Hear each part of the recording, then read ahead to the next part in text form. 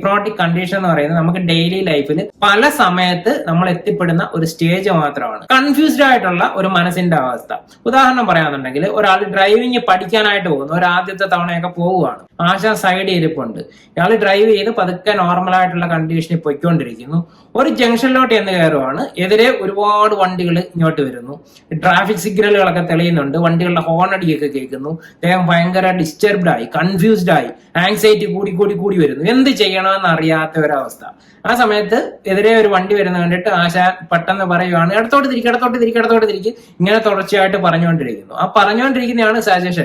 ഈ വ്യക്തി ആശാൻ എന്ത് പറയുന്നോ വേറെ ഒരു ചിന്തയും ഇല്ലാതെ ഇതനുസരിക്കാനായിട്ട് തുടങ്ങും. തെറാപ്പിയിൽ ചെയ്യുമ്പോൾ വളരെ ഡീപ്പായിട്ടുള്ള ഒരു ഹിപ്നോട്ടിക് കണ്ടീഷനിലോട്ട് കൊണ്ടുപോകും. ആ സമയത്ത് പുറത്തുനിന്നുള്ള മറ്റ് ശബ്ദങ്ങൾ ഒന്നും ഡിസ്റ്റർബ് ചെയ്യണമെന്നില്ല. ചിലപ്പോൾ സമയത്തിനെ കുറിച്ചിട്ട് അറിവുണ്ടായിരിക്കത്തില്ല. ഉണർന്നു വരുമ്പോൾ പഴയ ഈ സംസാരിച്ച കാര്യങ്ങളും ഒന്നും ഓർമ്മ പോലും ഇല്ലാത്ത അവസ്ഥയൊക്കെ ഉണ്ടാകാറുണ്ട്. ഓരോ സ്റ്റേജും നമ്മൾ മനസ്സിലാക്കുന്നത് ഐബോളിന്റെ മൂവ്മെന്റ് വെച്ചിട്ടും ഒക്കെ ആണ്.